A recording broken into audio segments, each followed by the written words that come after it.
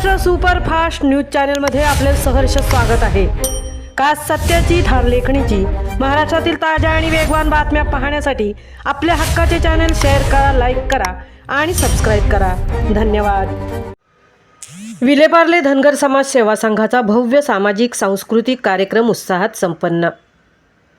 विलेपार्ले धनगर समाज सेवा संघाच्या वतीने आयोजित भव्य समाज मेळावा, महिला हळदीकुंकू व सांस्कृतिक कार्यक्रम अत्यंत उत्साहपूर्ण वातावरणात आणि मोठ्या जनसहभागात यशस्वीरित्या संपन्न झाला।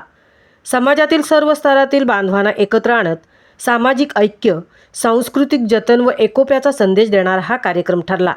कार्यक्रमाची सुरुवात छत्रपती शिवाजी महाराजांच्या प्रतिमेस पुष्पहार अर्पण करून व दीप प्रज्वलनाने करण्यात आली।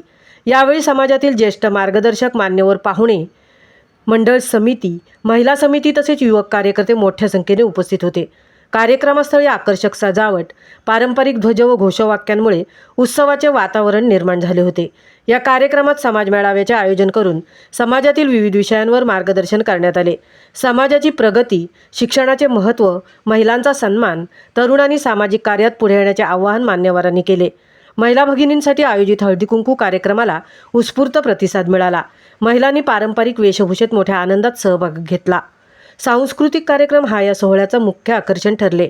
पारंपरिक नृत्य, लोकगीत, भक्तिगीत व समाज प्रबोधनपर सादरीकरणांनी उपस्थितांची मने जिंकली। लहान मुलांपासून युवकांपर्यंत सर्वांनी आपली कला सादर करत कार्यक्रमात मोठी रंगत आणली। उपस्थितांनी कलाकारांचे टाळ्यांच्या गजरात कौतुक केले। कार्यक्रम यशस्वी करण्यासाठी मंडळ समिती, महिला समिती, युवक कार्यकर्ते व स्वयंसेवकांनी अथक परिश्रम घेतले।